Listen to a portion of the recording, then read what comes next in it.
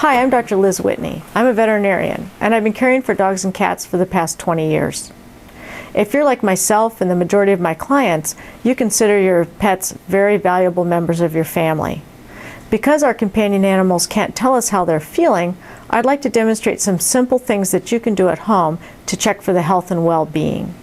Before we get started, it's important that you know that none of the things we'll see here today can take the place of a good health exam by your veterinarian. Today we're going to focus on the examination of the dog.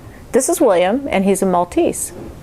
Realize there are probably a lot of the things that you notice every day that you don't even think about. And those are things like your pet's appetite, their general attitude, how they're walking, just a number of things that are probably good indicators that you aren't even thinking about. But we're going to show you some of the things that you might not think about every day. What you want to be able to do is when you look down on your dog, you should see a little bit of indentation at the waist. If you're not seeing that, then it could be that your dog is a little overweight. It could also be that they've got a really fluffy hair coat though. So you want to make sure that you get your hands on the dog and that you feel, okay? So what we want to be able to feel is just a little bit of skin and tissue over the ribs, but you do want to be able to feel the ribs.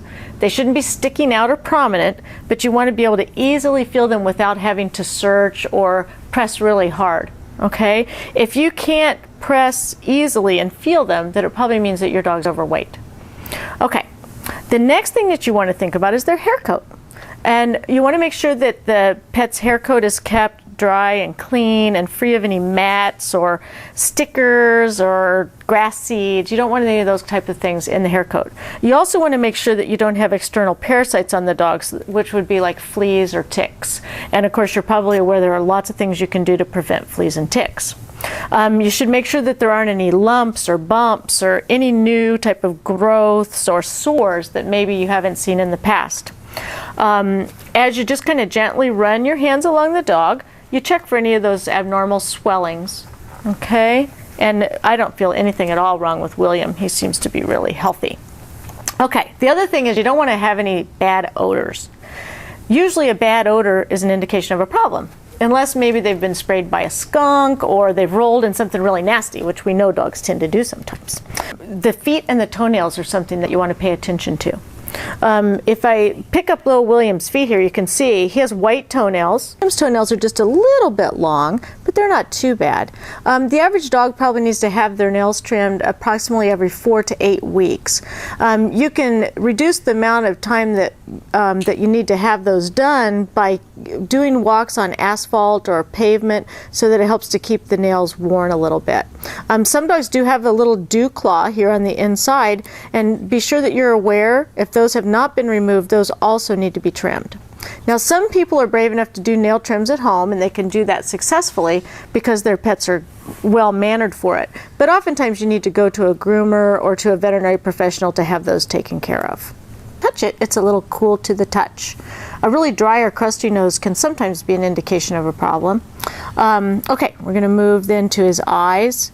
This is typical of Maltese where you get a little bit of staining around the eyes, and that's okay, it's normal. But you want to make sure that the eyes are both wide open, there's no squinting, and that if there is any crustiness or sleep in the eyes, that you keep that clean with a moist cloth. You want to make sure it's a damp, soft cloth. If you do see any squinting or you see any evidence of yellow, thick discharge, that's a reason you might want to visit the veterinarian. The mouth. He's recently had a dentistry. As you can see, the gums are really nice and pink. That's really good. If you ever think your dog's sick, one thing you want to do is look in their mouth and make sure that they're not pale or that there aren't maybe any bruises or darkness to the gums. That can be an indication of a problem. Another thing the vet might ask you to do is to just gently blanch out the color of the gum like so and see how fast it takes to refill. It should be less than 2 seconds in a normal healthy dog. Okay. Then as far as we were talking about how dental disease is a major source of other diseases in dogs and cats, the bacteria that accumulates in the mouth can cause infection of the heart and the urinary bladder or kidneys. So it's very important to try to keep the teeth clean. He's just got a tiny bit of tartar on his teeth, but not bad. There are a lot of things you can do at home to help care for the teeth by not only providing good nutrition, but also some people are willing to brush their dog's teeth. So that's something that can really help prevent visits to the veterinarian. Another source of problems with lots of dogs are ear infections.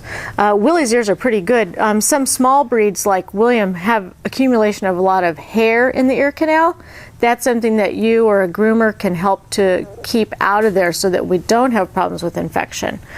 His canal looks nice and clean. This is called the pinna of the ear, or the flap. That should look just a nice pink. It shouldn't be red or thick or painful. You shouldn't smell any foul odors coming from the ear or see any significant wax accumulation. You can also sometimes get grass seeds in the ear, or parasites like ticks will get down in there. So you want to make sure that you check these at least once a week and that everything looks good in there. Something else you need to check on your dog is their genital area. So since William's a little boy, we want to look here and make sure that there isn't any swelling, or that there isn't any abnormal discharge or matting or soiling around his little boy parts. But they look really good, so I don't think that's a problem.